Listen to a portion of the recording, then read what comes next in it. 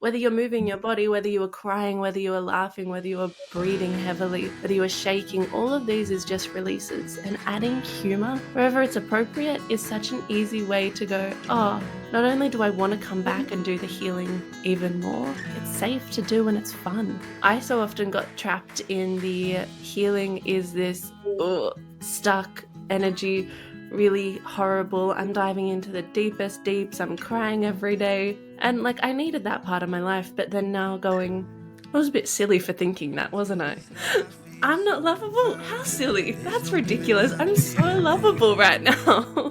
We'll make it out and fall in love tonight. Today, we have a very special episode where we dive into beliefs, belief work, and how you can actually change your beliefs and change your life. Our guest today is Annabel. Annabel is a world-class healer, coach, and yoga teacher, focusing on the mind and body connection. She has helped thousands of people release their limiting beliefs and process their trauma using a mixture of ancient techniques and new age learnings. She focuses on where emotions are stored in your body and what belief system you created from your trauma instead of the trauma itself, ensuring that the healing process is as quick and easy as possible. And we lucked out and got a special treat towards the end of the episode where Annabel actually helped both of us work through some of our beliefs that we're facing and struggling with right now. If you're ready to dive into some beliefs and make some serious shifts in your life, this episode is for you. Now let's go. We really want to get into your story, and we have a belief, obviously, of people that end up in their life helping people in the realm of healing, right? Whatever that looks like. There's so many different avenues of it. From our experience, not just personally, but also everybody that we've seen. And eventually you find out that oftentimes those people have navigated some sort of healing themselves, right? And they've gone through some sort of experience that they are now trying to facilitate in some ways what they needed during their experience. I think a lot of times that's what Steph and I do. And the lens that we look at it through is if we had had this knowledge back in the day when we were first together or when we were even younger, right? All of this information and all of this insight that we have now would have been so helpful back then. And so I'm excited to learn more about you. And literally, you can just start at the beginning, right? Tell us a little bit about your upbringing, your childhood, and kind of what has started to shape and mold the person that you are in regards to how you're showing up and helping people today. Yeah, definitely. I think with all people who are in the healing realm, it is going, hey, here's the new belief system that I had to learn when going through that hard event. It's kind of like the emotional shortcut is what people are offering. And I think it's so important. For me personally, I grew up in Sydney and it was beautiful, but I have the most amazing family. And I came back and had that understanding of them now with my new perspective of going, oh, you actually are incredibly helpful. You are always there for me. You are so loving and you do accept me as myself. But even though they have had their own, development journey throughout my lifetime as well, but going, they were fundamentally the same person.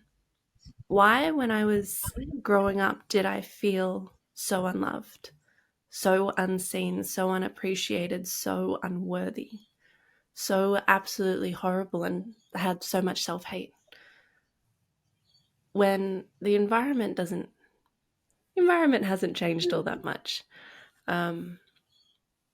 And it was because of my mindset. I grew up, for some reason, having a mindset of all these really limiting beliefs that affected me horrifically to the stage where at some stages I was suicidal. At stages I remember in year 4, which is I think like 10 years old or 9 years old, having huge body issues of going, I'm looking in the mirror, I'm hating myself, which as a 9-year-old, you think of them now as such absolute children, but at the time there was, huge issues with food, huge issues with weight, huge issues with my entire mindset. And no matter what anyone could show me in that time, I never felt loved or I never felt appreciated. No matter if someone was there with a giant sign going, I love you, I appreciate you, I see you, I'd be like, that's ridiculous. Because I didn't see how I was worthy of that or have that for myself. And then after quite a few years, I am now at the complete opposite end of the scale where I can go, oh, they, moved my cup or refilled my cup. They made me dinner. They did any small, tiny action, or they just said, thank you. It's like, oh, they love me. They love me. They love me.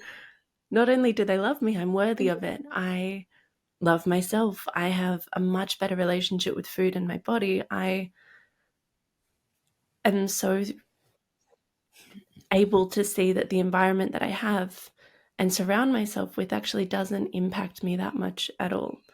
There was a wonderful study that was done that showed that your mindset is made up of 50% genetics, like you're kind of predetermined to some things, and then 10%, and only 10% of what happens in your world and how you view it is because of the environment and the external. The other 40% is your belief system. And I thought, oh my gosh, of course, the environment didn't actually matter. It was all me the whole time. And being able to change that mindset. Yeah. Go ahead. Keep going. Sorry, I didn't mean to interrupt. It's gone. What do you think contributed to some of that early, at a young age, having such a negative outlook on yourself and the mindset and everything like that? What are some of the things that you've like chalked that up to and contributed to that too? Yeah, definitely. There's so many things. And don't get me wrong, I did go through a large amount of trauma, which I won't get into because I don't think the trauma that you go through is the important part, because what I work with my clients with is going, you went through this trauma, great. We've all gone through our own things. What is the belief system that you took away from it? So you could be at a stove and trying to cook something as a little kid, and someone yells at you, and either you can go, oh, the belief I take away is that they're trying to help me not get hurt and they love me, that I'm, an idiot and I shouldn't be doing this, or it's not safe to make mistakes, or there's a million and four things that you could have taken away from that exact same situation. And that's why when people go through the same, seemingly exact same thing, they get affected in such different ways because the belief they took from it, the belief that they inherited, and then the belief that their mind was trying to constantly prove right. Well, for me, it was really unhelpful, and it was not only unhelpful, it was incredibly harmful. And then it kind of started a spiderweb belief of, I remember I got yelled at because I, spilt juice, a really common thing for a 2 or 3-year-old, because they've never poured juice before. And obviously parents are never going to be perfect. And if they have a million and four things and 20 years later you go, oh, well, you yelled at me for spilling juice, you're like, I'm not even going to remember that I did that. But for the 2 or 3-year-old, it was it's not safe to make mistakes. And if you have that core belief, your belief system starts to then spiderweb around it. And sorry to bring up spiders again. But it creates this kind of loop around it of going, if it's not safe to make mistakes, then it's not safe to try new things, then it's not safe to fail in public, then it's not safe to put myself out there. And it just creates that negative thought pattern spiral. And so one of the big things for me in my healing work was going, what is those core beliefs? Because if I can stop the core belief, I can stop the negative cycle. And then my thoughts don't hurt me. My thoughts aren't in control anymore. What were some of those negative beliefs that you've identified?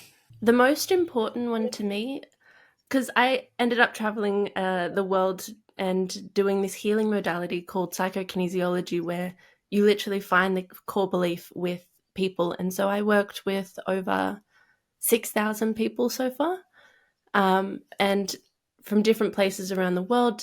And we all have such fundamental beliefs. And so for me, originally it was all my own core work, but then when you start healing someone else, you also do that healing yourself as well. I'm sure you've experienced that, of when one person does it, you're almost forced into doing it as well. And so the most amazing one that I found was it's safe to be happy. Like that at a core fundamental thing of going, if it's not safe to be happy every time I am happy, I'm either going to cut it short, I'm going to self-sabotage it, or I'm going to run from the things and not put myself in the situations that, even though consciously I crave, subconsciously, like my nervous system isn't regulated to it. I'm terrified. And so what I teach people is how to create new neural pathways, which you can do in as little as 3 days, or in person it's 3 minutes, to go, it's actually safe. And not only is it safe, it's what you actually truly want. And the amount of times that I've been ruled by my subconscious beliefs and self-sabotaged things and got the absolute dream thing and then got really anxious because I didn't think I was worthy of it, or I didn't think, so many things about it. But, oh, okay. So my favorite belief I ever changed, I'd gone through a breakup. I did a year of healing and celibacy, and I was like, great, fantastic, I'm on it. And then it was a couple of months after the year, and I was still celibate and I wasn't dating. And I was talking to my boss, who was the psychokinesiologist that I was learning from, because I walked into the wrong acupuncture clinic one day, and then he changed my life. And then I went back the next week and he was like, do you want a job? And I was like, yeah. The universe works in the most amazing ways. So it was a really close friendship that I had with him. And after a session with a client, we were sitting there and he was like, why are you not dating? Like, why? Like, it's fine that you're not, but like, I'm just curious. And I was like, we got to like the deep subconscious belief, and then we changed it in that 3-minute period. And the belief was, it's safe to receive pleasure. And I did not believe that at its core. And just to show how quickly the universe and energy works, because I'd gone to a party that weekend, I'd had a fun, I'd met this guy, and I was like, oh, he's cute, but like, done, like, I'm going, this is a great day. He had got my number from someone else and then messaged me the exact minute that I changed that belief. Like, and there's so many different things that when you go, oh, it's safe to be happy, this new opportunity's just come in that day. It's like, I'm worthy of love. Oh, one of my clients, we did like a whole session on love, and within 3 months after that, she'd met the love of her life and was traveling the world with him. And that was a dream she'd had for so long. Or like other friendship ones where it's like, it's safe to have friends. It's safe. Like, I bring value to people.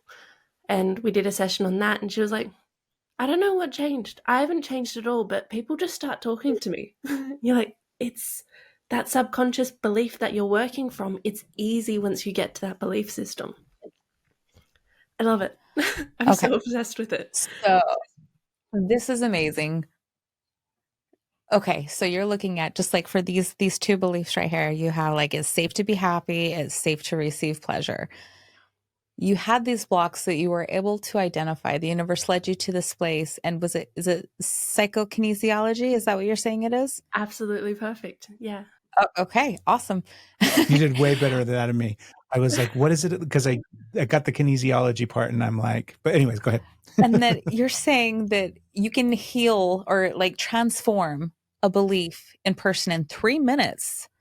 And you said 3 days. So would that be like online or working with yourself, or how would the 3 days is still amazing, but I have to wrap my head around it. How does 3 days happen, and how does 3 minutes happen? Well, that's incredible. Give us a breakdown of the modality so that we have a better because I want to have a better understanding of it. I'm sure the listeners as well. These you need a show and tell with. So with the psychokinesiology, it's using eye movement and light therapy together. So we have 10 different color glasses, all really amazing. And they influence how you think and what you're able to kind of think of. So in psychokinesiology specifically, it's if I have a belief, it's kind of stuck in this part of my light. It's really similar to EMDR therapy. So if I'm talking about something, my eyes may skip really quickly over a point, and I'm not able to literally look at it. So with the different color lights, you go, okay, not only am I going to say that belief internally, I'm going to put these on. Really cool. And then the practitioner will wave their hands over in a specific direction, which is all predetermined based on the person's energy. And where our emotional strength actually can bring us a lot of weakness if we, like when you think of, there's a O-ring test, so it kind of tests your physical strength and then goes into where your body shows stress. And so with this, it's bringing you back to your absolute strength that you can be. And that's what determines the color, that's what determines the direction. And then during that 3 minutes, all you're doing is using your eyes at a specific direction and repeating the belief that we found. Because, okay, so you find the belief from, in Chinese medicine, there's 120 approximate emotions that are held in the body, but not just in the body, in specific organs. So you see which organ is stressed, and this is where there is that link between the physical and the mental, but we don't need to get too deep into that today. But going, if my lungs are really stressed and I've, got a little cold, I'm going to look at what emotions does the lung hold?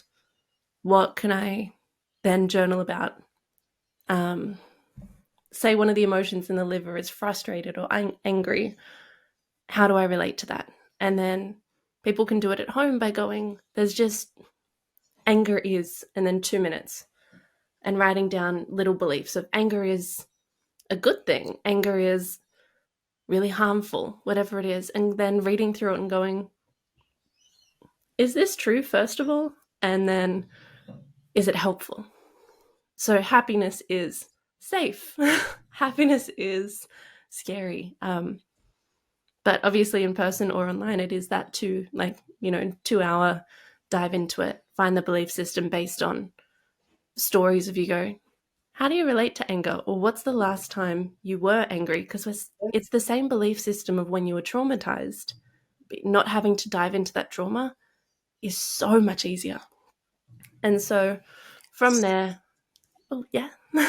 I was just going to say, like, I'm trying to keep it back to this one point because you said there was a part where you do an O-ring test. Is it like muscle testing to figure out where it is in your body? Can you talk about that a little bit? So how you would even start to like talk to yourself and find out for yourself is where it would possibly be, or even what questions to ask. It is so amazing, the O-ring test. So that's what I got hired to do at the acupuncture clinic. He was like, can you be an energy surrogate for people to do that test? So with it, a really simple way is just going, touch your index and thumb tip to tip, and then with your other hand, try and pull it apart. You can't really pull it apart. Then go to the middle finger, tip to tip again, and try and hold as tightly as you can. Then your other hand, try and pull it apart. And it is a little difficult when you are doing it by yourself, but that's okay. Especially the first time, it may feel a little weird. And then going to the ring finger and then holding that as tight as you can, and then trying to pull it apart with the other hand. You can also get someone else to try and pull the hand apart as well. And then finally going to the pinky. And then for me, that breaks. Yeah. Yeah? Okay. Yeah. So that is where you go, if the pinky doesn't break, either something in the testing's wrong or you've gone into fight or flight.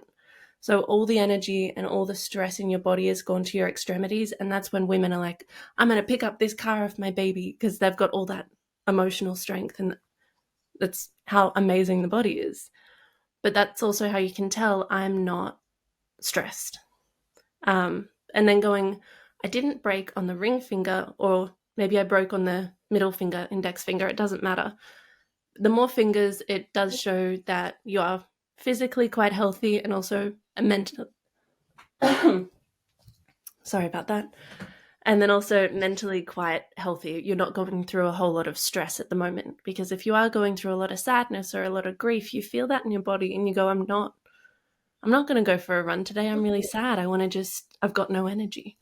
And that's what the O-ring represents. And then during that, you then use acupressure points, or you read out different words And it's going to have the acupressure points will show you which organ is stressed. And then reading through, there's a list of words that are held in the different organs, and then going, not only can you find the emotion that is held there, you can also find the age that you started holding it from, the person that it was in relation to. So instead of talk therapy, which never really worked for me, I'd go to my acupuncturist and go, he was like, tell me a story about when you were feeling low self-worth, or what was happening when you were 12 years old. And he'd have all that information of going, we're going to get a really direct question and a really direct answer, because we know from the body, well, the body's part of the conversation then as well. And so by going 12 years old, low self-worth, friendship group, what was happening around that? And you're like, oh, here's the stories I can tell you. And then, you know how you hear someone talk and you go, that's not a good thing that you're believing, or that's not a good story you're telling yourself. That's all we're looking for. Oh my goodness. Okay, one more. I'm Go ahead, gonna go let ahead. you talk. I am. I'm just like, I'm so fascinated by this. This isn't like my mind is blown. I'm still like 3 minutes and 3 days. There's like, we're learning all these things of like, it takes 27 days to form a habit and all of this stuff that we somehow talk ourselves out of doing because it takes too long and we're so busy, and all the stories that come up why we can't dedicate that time to ourselves. But there's no excuse for 3 minutes to say, I can't spend 3 minutes on myself, or 3 days. Like, my mind is blown. So another part was like the colored glasses and taught and connecting it and moving. So I've got colored glasses. We have colored glasses that I knew tapped into a mood, to help a mood. Like I have these dark blue ones that are supposed to help if you have a migraine, and you wear yellow sometimes to feel happy. But I had no idea there was a whole other level of possibility here that you were tapping into, like literally tapping into. But could you talk a little bit about that? I mean, I don't think we have enough time today for all the questions that I now have for you that we have to go over. Like 3 minutes. Okay. I'll quit talking so I can hear now, please. Yeah. So the colored glasses are really similar to, well, basically they're just an emotional safety blanket. If I go, it's safe to, or I release this pain about this person, and that's the belief that I need to focus on.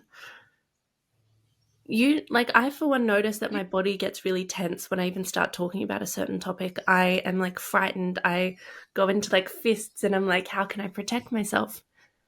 Chuck on some cool colored glasses, that is naturally released. It is your body going, oh, I'm somehow safer during this. Okay. And then adding in the direction aspect.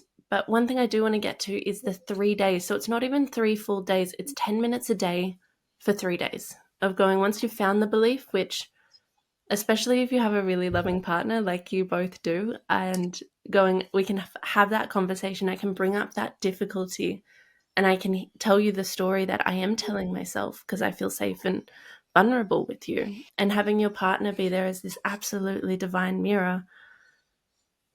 I'm definitely a little jealous of your relationship. I am single right now, and going, having that is such a absolute blessing, because then you can go, hey, I'm actually hearing the belief of it's really unsafe to try new things. Is that really the truth? And then going, no, actually it's not. Then great, you found the belief. The belief should be around 8 words. And then just for 10 minutes a day, say it while you're walking around. You can do it around the kitchen. You can do it on a jog, of going, it's safe to, I forget the belief that I just came up with. But just doing that movement is going to be really powerful. It connects the mind and body. It releases that stored trauma. And that's one of the simplest ways. I have a whole heap of other ones, but that 3 days, 10 minutes a day. So 10 minutes a day, 3 days. I believe what you said was like, it's safe to try new things.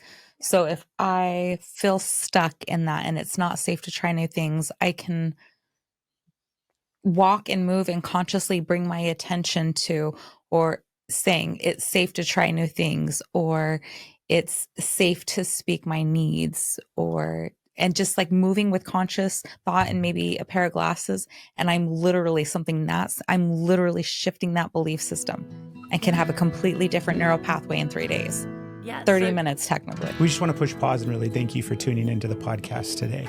We both have personal experiences where we were massively impacted by things that we've heard on podcasts. So we're big believers in the healing power of a podcast. If you've enjoyed this episode, please share it with somebody. That helps the podcast grow and expand, and we have a really big mission. We're on a goal to reach 1 million people with this podcast, and we need your help. So if you wouldn't mind, just take a screenshot, send that to a friend or to a family member, and then take a minute and go ahead and subscribe to the podcast wherever you're listening and leave us a review. Those things will help immensely, and we'd be deeply grateful. Because remember, we believe that we all do better when we heal together. Now let's get back to the show. Exactly. 30 minutes. It's so amazing. But saying that belief out loud is really important, because not only are you thinking it, you're saying it, you're hearing it, and you're literally moving through it. Like, it's the first day that I always do a new belief, it is so uncomfortable, and I'm noticing the tension. And it's so easy to go, oh, it's just 10 minutes a day. It's 10 minutes a day, but my subconscious is fighting me and going, that's not safe. And then the amount of strength that it takes to actually overpower that and go, I'm going to turn up to myself every single day for 3 days in a row. There's a lot more credit to that than it's not as simple as it sounds. Like, I have a lot of admiration for my clients, because I go, here's a 2-month program, you're going to do something every single day, and they go, yeah, so easy. And then they start doing it, and they just call me and be like, you sure I need to keep doing this? Okay, yeah, Yes, going. I totally see that.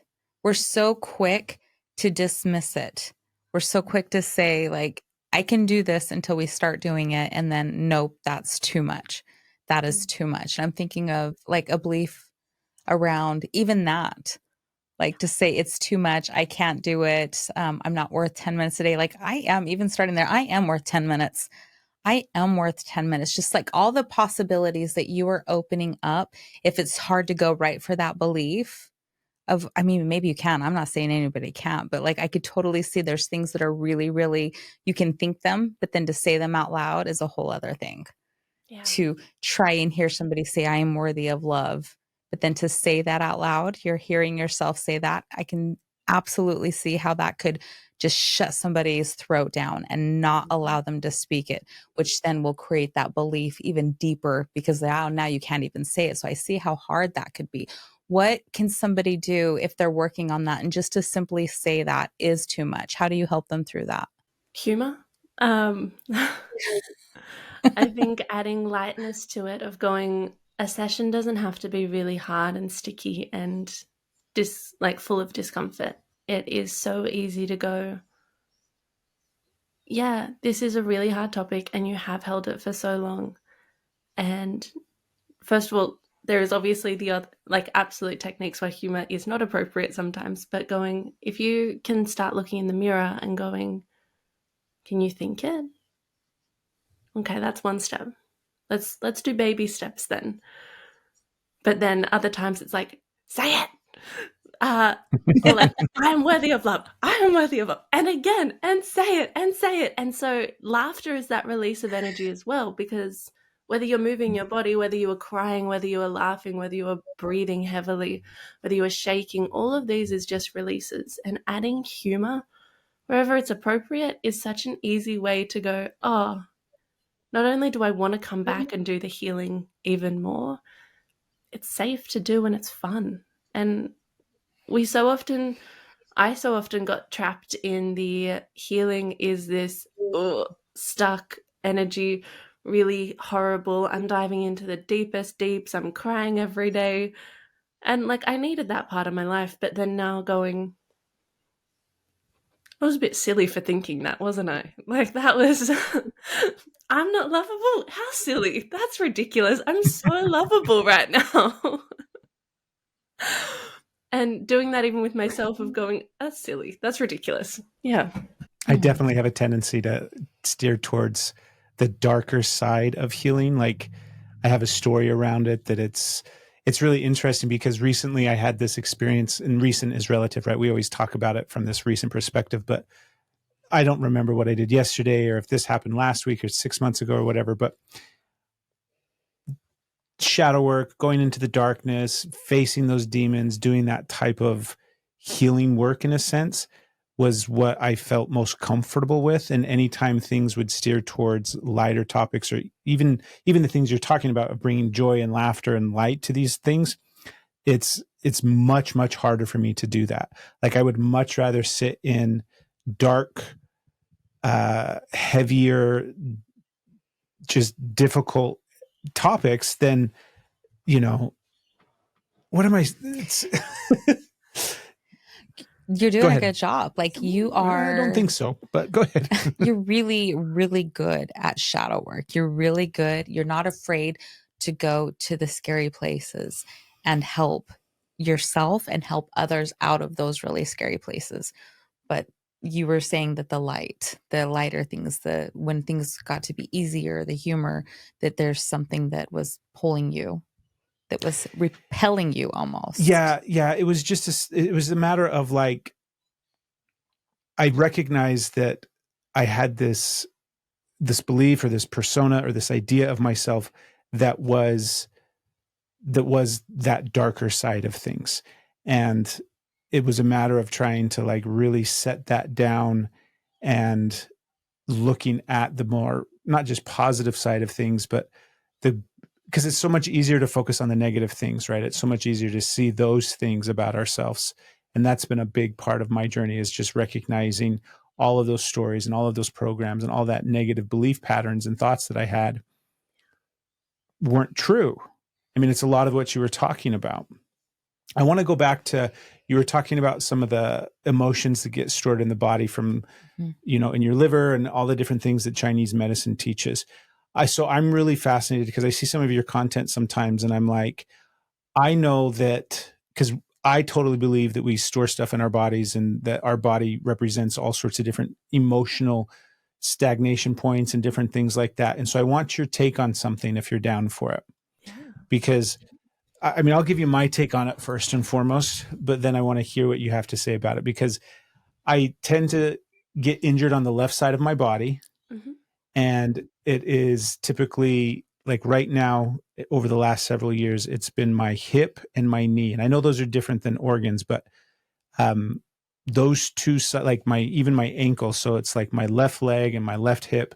That tends to be the area that I get stuck a lot and get injured a lot and get hurt a lot. And it's even just like my leg is up and down covered with scars from like accidentally tripping, or I was installing our dishwasher and I kicked the dishwasher on accident and have this big old cut on my ankle. And anyways, I want your take on that and what you think that represents as far as like the perspective of what is being stored in there, maybe potentially, and what I can do about it. Annabelle, I want to know what I can do about it.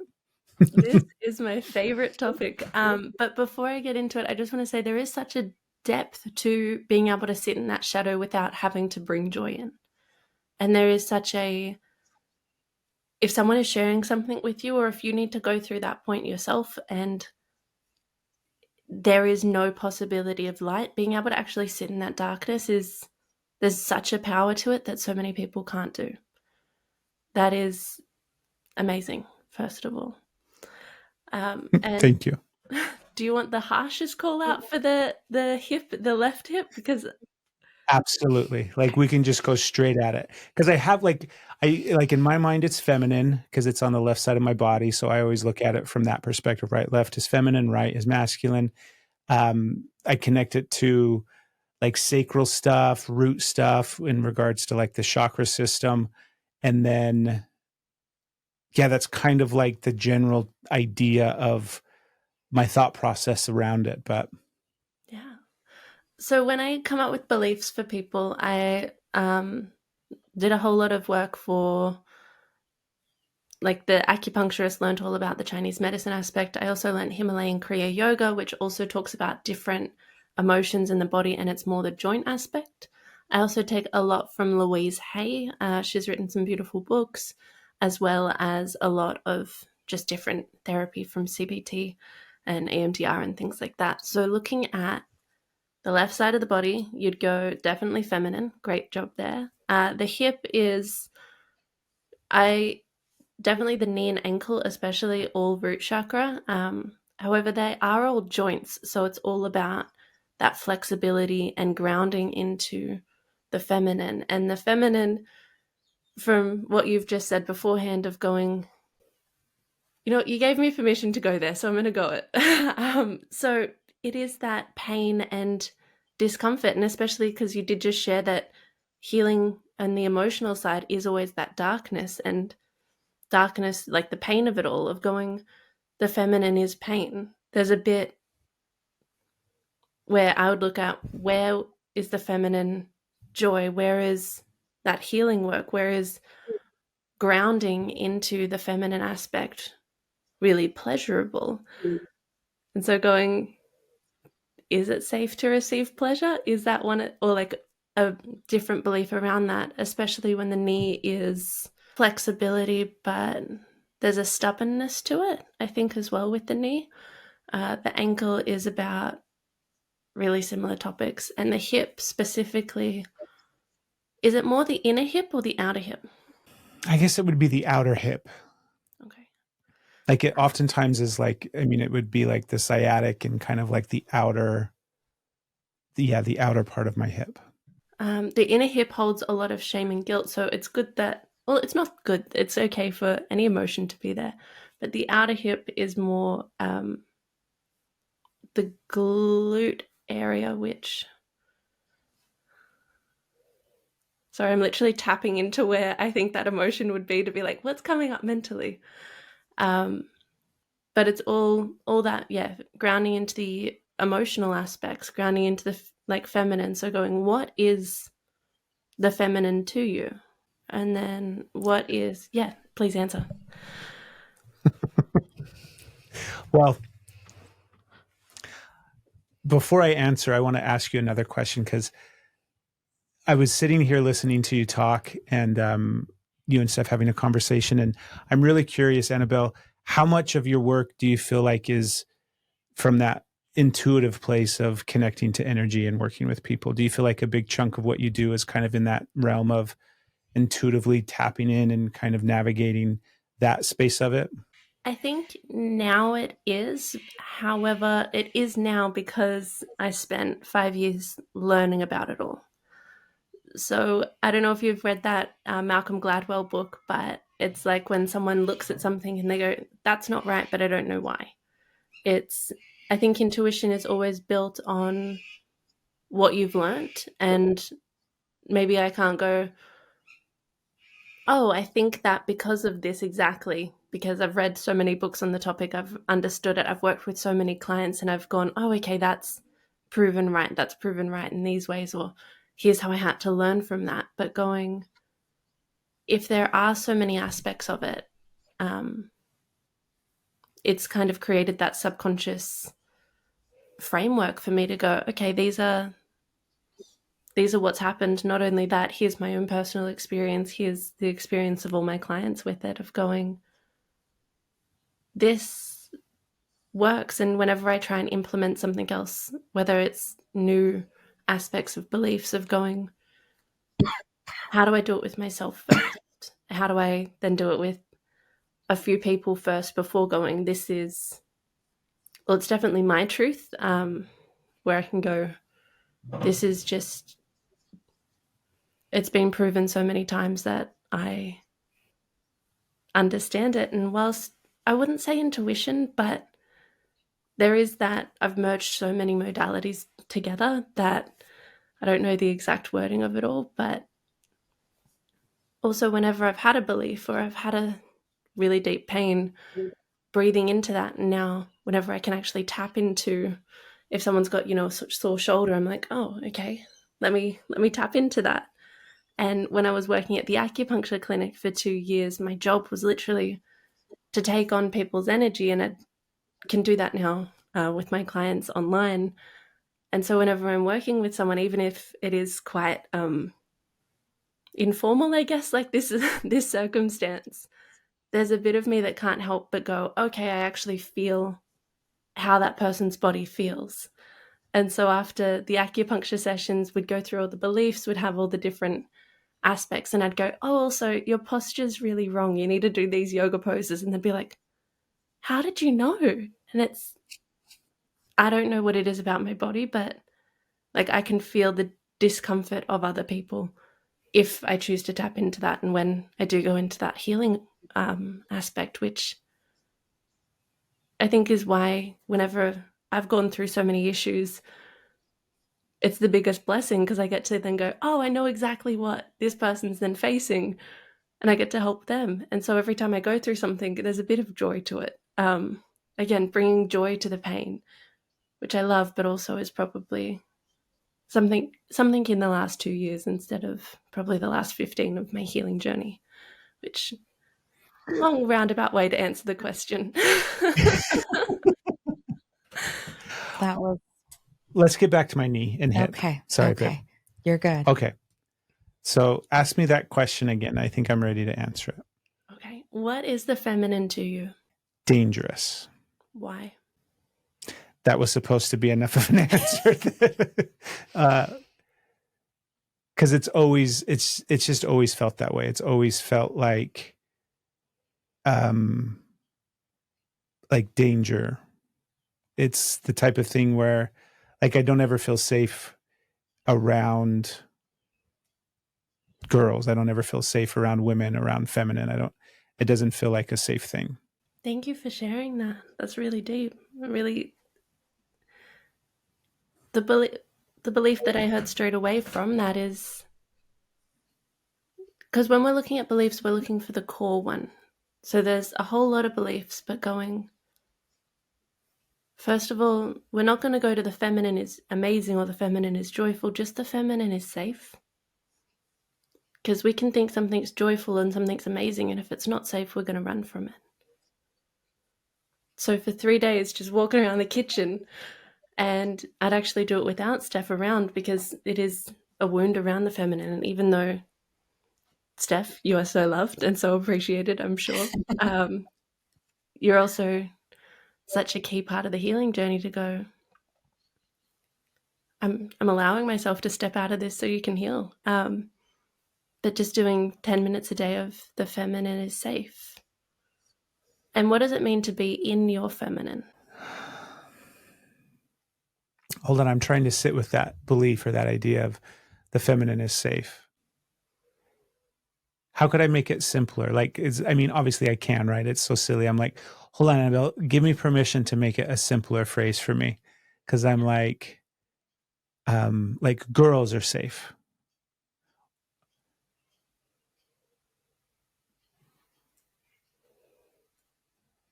Because I'm trying to envision what that process will look like for me. Yeah. Okay. I can do that. You asked what? Before we get to the next bit, What does it feel like? Go ahead. What was the belief that you ended with that you want to change? Well, I want to change the idea that it's not safe, right? I want to change that belief that it's that women aren't safe. Yeah. And so then that's what I would say, right? I would. See, this is where I would say the issue with the leg is not about girls and it's not about women. It's about the feminine energy. And so this is where the loving partner or a healer is able to kind of step in and go, I'm hearing the subconscious step in and say, let's minimize that huge change. And this is why even just saying that belief one time, like thinking it in the mirror could be really easy. Having someone say it to you, like imagine just kind of being cradled by Steph and her giving you a nice head massage and going, feminine energy is safe. Really amazing compliments could be a really good way to start before diving into that 10-minute change per day, because you can see the kind of blocks and resistance of even thinking it come up, like is coming up with. And I'm so glad that it did get to come up so we can go, hey, it's so simple and it's so easy, and the subconscious is so tricky. It's very tricky. So feminine energy is safe. Yeah, I can definitely try that. It's almost interesting because it feels freer to say it that way, because it feels like it's not, because as soon as because it's like everything else, right? This belief is tied to memories, it's tied to experiences, it's tied to trauma. And so it's really easy for me to stay stuck in that trauma and in those memories. Like, I have a long list of reasons why this is a belief of mine, and I've identified them, and I've, been aware of them. It's a big part of my healing journey and a big part of the process. And it's also like, it's time to heal. Like, it's time to change these beliefs, right? I feel like it's like, for example, I mean, if we just tie it back into my physical body, it's like I've had issues with my knee for a very, very long time, for like 20 plus years. And I'm tired of it. I'm tired of having that chronic issue over and over and over again, continually popping up in all these random ways. And it's like, yeah, I'm ready for that to not be the case anymore. I'm ready for that to just not be my story anymore.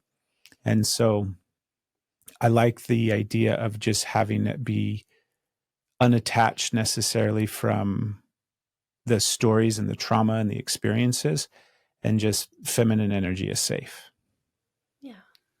And it is, once the feminine energy is safe, that belief is really solidified in the subconscious, then it's that loop that goes through. It's like, if feminine energy is safe, maybe all these other experiences are safe, and it naturally is like this domino effect. But getting to the core of it, getting to not getting stuck in that trauma, and instead just going, what did I learn from it? What is the belief that I took away from it, is absolutely transformational. And just by that one belief change, so much huge shifts can change. And the physical body is one of the most malleable things I've ever found. I remember when I was in Thailand, I had this couple asked me to take a photo of them. So I took a photo, and then I went and sat down. And this is when I'm in my free hippie, I'm going to just live in community and trying to heal everyone aspect. And then I'm sitting there and I'm getting this kind of thought of, I need, like, one of the people who I took the photo of had half their face was paralyzed with Bell's palsy, I think is the condition.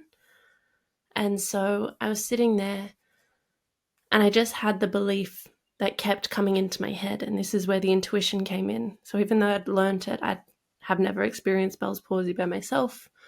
But the belief was, I'm loved by my family and I love my family. And so I'm sitting there trying to, do some watercolor painting with my friends at sunset. And I keep getting this thought of going, I need to go and tell this person the belief. I need to go and tell him the belief. And I have never gone, hey, excuse me, here's a really invasive thing that I am going to try and insert myself with. So I'm facing all this fear.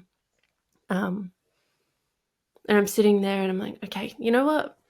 I'm just going to go have a little chat. And then we're chatting and I was like, hey, like, I'm a healer, just this is what's coming up. And then as soon as he said the word, as soon as he said the belief, he got feeling back in his face. And then within that day, he was able to move it again. And the human body and the mind have such a deep link that I don't necessarily know all the science behind it, but I don't need to. I just don't. But I do know that your emotions are stored in your body, and some of them are really hard to face. So many people stay in that absolute lightness. They don't want to dive deep and sit in that darkness, and they don't have anyone that they can sit in the darkness to. And for me, talk therapy only took me so far, and it just kept repeating that trauma that I'd already gone through, and I'd already replayed every freaking night for the last 10 years. Like, telling someone about it didn't help. but changing the beliefs did. And that, I used to have chronic fatigue. I used to have a whole range of health conditions. And that was really what sparked my healing journey of going, how can I only be awake for like 8 hours a day? How can I be in so much pain? How can I have all of these other issues? And then just going, oh, okay, this is why. Like TMI, but I used like this week alone got a urinary tract infection. And then I looked up the deeper meaning why. I not only changed the belief associated with it, but I took action. And the belief associated was having anger, and a lot anger and frustration at my past decisions. And I was like, yeah, I am really angry at my past decisions. And sitting with that anger was difficult. Finding the belief in that anger as I was doing it myself, even though I'm really well, like versed in this work, it's still uncomfortable. And then I took action to go, hey, I'm actually going to change that. I don't want to do the thing that I said I would, maybe, or all these other aspects in the personal life, but going, how can I then, and then no antibiotics, no anything needed, and it disappeared. And so going, our illnesses are there to teach us something. And once you start listening to the body before it starts screaming at you, it's a lot easier. We're incredibly grateful that you've chosen to spend your time with us. Out of all the podcasts you could be listening to right now, you're here with Steph and Craig, and we are so grateful to have you here with us. We have a simple mission. We want to help you create better relationships and live your best life. And we need your help. We have a goal of reaching over 1 million people on YouTube. And you can help us achieve that goal by heading over there right now and hitting the subscribe button for the Steph and Craig Show. And also, make sure you click on that bell so you get notified of every new episode that we have coming out. And you can take it one step further by sharing this episode or another one of your favorites with your friends, your family members, or somebody who you think would benefit from hearing this. Every little bit helps because we believe we all do better when we heal together. Now let's get back to the show. There's so much amazingness here. I'm so grateful that you're here and are sharing this.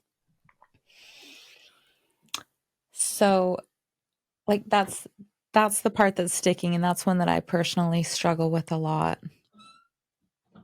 It's so hard right now. I just want to like tap into you, and like so much happened with you, and I have to like move on, and I'm just like I'm feeling so much love for you and so proud of you for stepping into that space. And I know that you've got some really good things that you get to move forward with, and I'm excited for you. And to not hyper focus on you. You said it so like it's a lot easier when you tap in before your body starts screaming at you. And oh my goodness, is that something that's one for me. My body literally starts screaming at me, and I ignore it until the point of, hey, we have a problem that you cannot avoid, distract, look away from, like we are going to like take you out before. And so, oh my gosh, I got lost in my thoughts with that. It sparks so much. Like it is so much easier when you can tap into it before your body starts screaming at you. And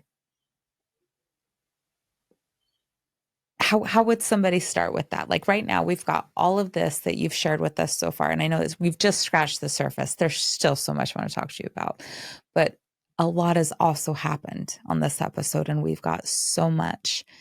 If somebody's looking at this and being like, okay, that's me. I resonate. I wait till my body's screaming at me. My left side is messed up. I have all of these beliefs. I get stuck in trauma and story and loop. And I'm ready to take the first step. I'm willing to take this on and step into this as a possibility and an option for me. Where do I start? How do I start this? What's my first step? Firstly, before we get into that, why don't you take the time to sit with your body? And also, you don't have to go there, but I'm just curious. Yeah, babe. I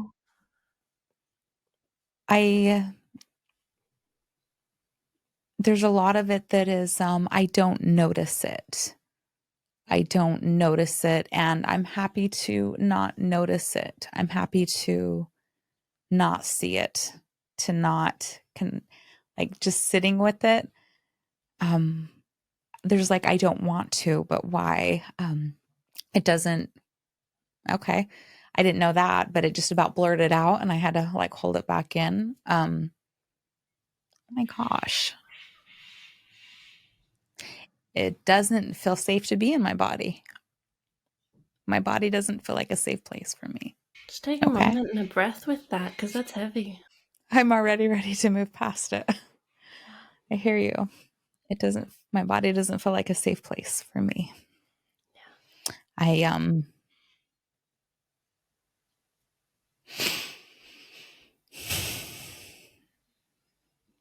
punish my body. I criticize my body.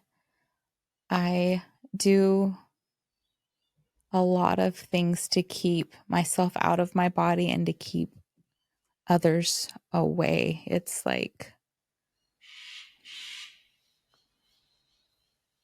I did not recognize this. And from what you've just said, you can hear the beginning, and then you can hear all that negative loop that just is so loud feedback in your mind. But hearing it's not safe to be in my body, it's a real, like, what belief would you then go, what would you want to change with that? Because is it true that it's not safe to be in your body? No. So then I would just do the opposite. Like, it is safe to be in my body, is what I would say. I can see like how we talked about earlier. I'm like, that's easy to say. Just like, I can barely get that out. That is so not easy. And I'm like, let's make it simpler. Right? It's interesting. What's coming up is it feels like I'm lying to myself. It feels like I'm betraying myself to say that. Yeah. And it's like I feels like I'm going to hurt if I say that, if I think that, and I move in a way. So it feels very unsafe to say it's safe to be in my body. So homework I would give a client would go, okay, give me 500 reasons in the next 2 weeks why it is safe. Why it is safe? Yep. 500 reasons why it is safe? 500 reasons, and then do that before you start changing that belief. Okay. And if I'm being honest, the reason I asked for 500 is because I want 100. And if I give it a bigger number, people will actually do the 100. Okay. Yeah. Why it is safe. Okay. I will work on that. And then sometimes it's hard to even get one out. And if that's the case, it's how would something I value, so how would my life and my family benefit from me being in my body? And then 500 reasons for that. Annabel, I love this. Like, this Yeah. is one of the things that's a massive benefit to having a podcast is you get to bring on amazing people like you. And then just like, this is not what I expected to happen. As this episode was going on and we were talking to you and everything like that, I could feel energetically the sense of, gosh, I don't even know how to describe it, but like I've been sitting here watching your aura. Like you Is have it this purple? really amazing, beautiful aura that is super, super like big and powerful and bright and strong.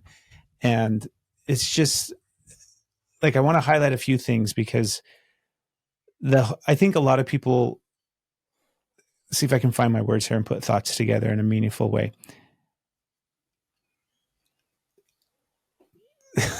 I'm going to try. I have, I believe that all the stuff that we've been talking about, all the stuff that you've been sharing about, and the idea that we store things in our body and that our body is kind of keeping score of all of these different traumas and pains and sufferings and emotions and things that we're unwilling to process and feel. And then it just doesn't ever go anywhere. It just doesn't ever leave our bodies in a sense. It just stays stuck and stagnant in that space. That's something that I have, believed and thought and been aware of for a really long time, it seems like, and yet still resistant to letting it go or even being able to tap in and feel it. And I love what you've done for us in this moment and in this space and in this last little bit on the podcast. I think it's really impactful and powerful for people to think about, to see, to witness. And thank you. Like, I just thank you for your time. I know that there was a lot of other things that we were hoping to talk to you about and get into, but for whatever reason, this is what happened and this is what this was. And I just really want to thank you for that opportunity and for this time. Yeah, it's just been unreal. I am so grateful for you. I had no clue this is what we were going to get into today, but I'm so glad that both of you had the courage to go there and to show that, yes, it is uncomfortable to find them, but it is easy. And I can tell the amazing partnership that you both have, the ability to show it on a worldwide platform, to go, hey, I'm constantly evolving. And not only that, like, I'm not perfect and I do have these beliefs, is so powerful and so amazing. And I'm so grateful that you asked me on this, and that not only did you ask me on it, you were so deep and so courageous. Thank you. Thank you. I am hoping, because there is still so much I would love to talk to you about, I'm hoping you would be willing to come back on the podcast and come do this again and more, because it's just, there's so much we can learn from you. There is so much that you have, so many offerings. You do so much. You are really giving and showing up for the community in so many ways and helping change beliefs and helping better people's lives. And would you talk to us about some of the things that, some of the places we can find you, how we can work with you, what you're offering? Yeah, so I am available online, and my biggest offering, which almost 3,000 people now are doing, which just brings me so much joy, is my Feel and Heal meditations. So what I talked about earlier about finding the exact emotion that is held in the body, it is meditations basically on that. And there are 12 major organs. And so there's a meditation for each of them to go, hey, how am I actually feeling in my body? How can I get safe in my body to feel this emotion? What does it feel like? And also, what is this emotion? Because I, as a kid, had no clue what my emotions even were. I was just acting out of things, and I didn't know that I was angry. I didn't know that I was sad. I didn't know I had low self-worth, and I didn't know how that felt. And so I created these for me. And then, I mean, people are loving them, which is amazing. And then I also do one-on-one coaching. Where can we find those real fast? Where can we find your Feel and Heal meditations? So everything is on my website. So I've got a little meditations tab, and people can Okay. learn all about that. And then in there is also my emotions in the body course. So you can find out which emotions are stored everywhere, and you can see the kind of inner workings of my brain, where I go, here's Chinese medicine, here's the yoga aspect, here's the Louis Hay aspect, and here's how to use that with energy. And that one isn't for absolute beginners, definitely not. But if you are looking to dive deeper specifically into the body work, that's perfect for you. And then I also have that one-on-one coaching aspect, where it's really hard to do this work alone. And I found it so difficult to go, I don't want to go to a therapist. That didn't work for me. I couldn't find one that worked. And I don't want to keep going to my friends, and I'm single and I don't have a partner I could do this with. Who can I find? And so I always went to different healers, and I always found the right people at the right time. So I just offer that of going, here, we're going to dive into your belief system. And then here is all the emotions that are held in the body. Let's talk about it. Let's have that cognitive, conscious discussion, and then not dive deep and re-traumatize you, which is the biggest thing, my biggest pet peeve from therapy. And that's the biggest thing. I go, hey, how can we be really trauma aware and really have the biggest shifts that we can in a short period of time?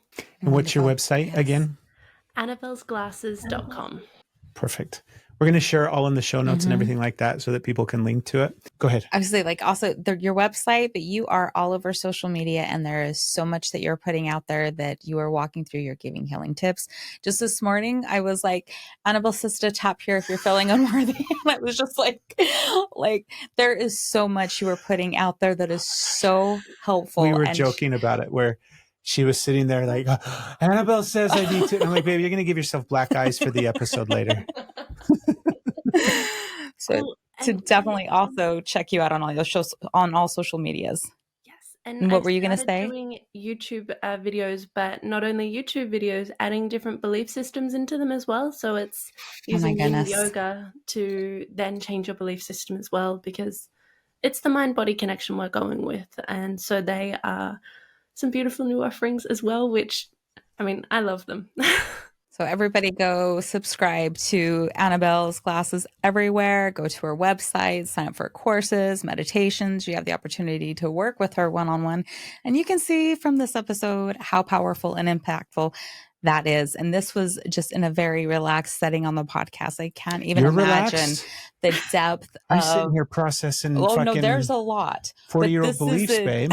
A one-on-one, like the amount, if this can happen on a podcast that is an open format, the level, like I have, my brain thinks it knows what level we could go to. It's just a personal session, but like I know in my soul that it's far deeper than I could even imagine. So we have the opportunity, you have the opportunity. So go hit her up and work with Annabel and start changing your beliefs. Start changing it out in 3 minutes. You can do this. Thank you so much, Annabel. This has been amazing. And everybody out there, thank you for listening. Yes. Go share this episode. Like Steph said, go follow Annabel and go find her online. We are huge believers in the fact that everybody out there does so much better when we're connected and we have the ability to heal together rather than trying to do everything on their own. So as always, plan for the best. And I messed it up. We literally have this tagline at the end of every episode. And it's like, it's our tagline. Like it's the mantra that we use in our everyday life. Like it's not new to us. It's something that we use all the time. And every time almost we get to this point in the podcast, we have a sign hanging up in front of us with it so that we remember it. Go and easy then we're on like, yourself. so, you just uncovered 40 years worth of stuff that you're now working on. You just did some big work. Okay. Yeah. You get it. Here we go. You get to make a mistake. Here we go. It's expect the best. Plan for the greatest. We'll see everybody next week. Remember, we love you, we believe in you, and we believe healing is possible when we do it together. Thank you again, Annabel. Take a chance, we got a wild ride. Wait and see, you and me, we were meant to be. We want to make something perfectly clear. This podcast is presented for educational and entertainment purposes only. It's not intended to be used as a substitute for professional advice. We're sharing with you our own personal insights and experiences, things that we have found to be helpful and healing on our journey. But we are not licensed therapists. If you need help, it's important to seek out a qualified professional. Remember, we believe we all do better when we heal together. See you soon.